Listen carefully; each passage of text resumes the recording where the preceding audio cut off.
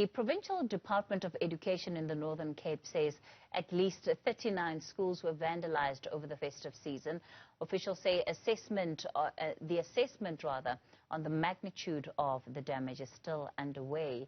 Of course, the schools in coastal regions are expected to reopen their doors on the 19th of January. We're joined now by the Northern Cape Education MEC, Zolile Monakali. Mr. Monakali, good evening to you. Thanks for your time tonight. Let's talk about, firstly, the vandalism that you have experienced at your schools over the festive period. How widespread has it been? Good evening. Thank you very much for the opportunity. Yes, unfortunately, it's actually a continuation, something that's repeating it every year during the festive season that we're experiencing some vandalism at our schools. During this festive season, we experienced about 44 schools in the province that have been vandalized. And the two regions that have mostly been affected was ZFM and then it was Francis Park. Those are the regions where most of the schools have been vandalized. What generally happens when these criminals attack schools? What do they take? So this time around, it's very clear that we could see a clear trend that people are taking things that they can sell. They are breaking into our rooms where we are doing catering for our learners. They are taking the copper wires that we are using for our electricity. They are using all these things that they can take and sell so that they can get a buck out of it. So that's basically the things that they are taking from our schools. If they are computers, they take our computers, laptops, and so on.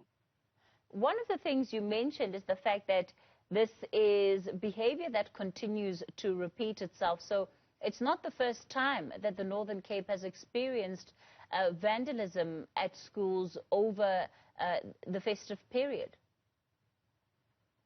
Yes, unfortunately, this is a trend actually. Whenever schools are closing, then we are experiencing this unfortunate breaking in at our schools. But we are working together with the community structures and with other stakeholders to make sure we protect our schools against vandalism from various angles in the community. So I guess on some level, it wouldn't be unfair to expect that the department would have prepared for this kind of eventuality, especially if you've watched the trend over some time. What have you done to increase security at schools, knowing that this period often presents opportunity or increased opportunity for criminality? Usually what we are doing towards the festive season, we are having a campaign in the department that we call Love Your School campaign. We are reaching out to communities, we are reaching out to other stakeholders, SGBs, and trying to motivate them to take ownership of the schools. So before the closing of the schools, we are making sure we're having those sessions throughout the province to make sure we encourage our communities, especially people staying around the schools, to take ownership and look after the school. That is one of the issues that we are doing. We are also having a relationship that we are having with subs to make sure that they patrol our schools more frequently during the holiday times, just to make sure that our schools are being protected. But unfortunately, these people are making calculated risk. They know when to go to school. They are going during very awkward hours, and unfortunately, then they are affecting our schools negatively.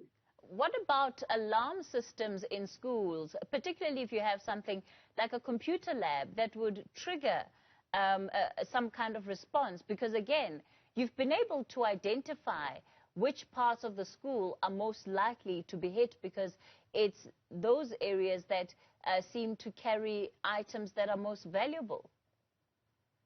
So definitely, in most of our schools, in our computer rooms, our labs, we've got burglars, we've got alarm systems, and those areas, they are very secured. But obviously, these people are getting very sly ways to get into our schools. For example, getting into the roof, they are cutting the fences. But as I'm saying, they are concentrating on items that they can sell immediately. most of the things that they are concentrating in, especially our nutrition centers, where we are catering for our learners. Those are the places that they are actually going in to make sure that they are stealing whatever they can get. But we are trying our utmost best. We are also looking even into the option of having security at our schools. Of course, one of the other realities is when you have ongoing incidents of criminality like these ones, oftentimes what will happen is that they will continue because those who are involved in the crimes know that the department will be forced to find money to replace whatever it is has been stolen. And so there are people who are benefiting from the fact that the department is not doing everything that it can to increase security at schools. No, definitely. They know that it's a trend for them because it's a way of living actually for these criminals. Because they get into the schools, they steal whatever they want to steal, and they go to sell it in our communities. And that is where our Love Your School campaign is coming in. We are making sure we are mobilizing our communities. We have even adopt a co-op program where a specific police officer will adopt a school. We are having street committees where we are requesting them and encouraging them to make sure they look after our schools so that we can minimize it. But unfortunately, it's something that is going on, and it's something that is putting pressure on the limited financial resources of our schools. Where does this leave you then as you get ready to reopen schools next week? It's really putting pressure on our budget. Currently, our infrastructure team, they are out visiting all the affected schools to make sure they do an assessment so that we can get our schools ready. Unfortunately, we don't have an option because we must make sure that by the 19th, which is next week when schools are opening, all our schools must be ready. Learners must be able to be accommodated at those schools.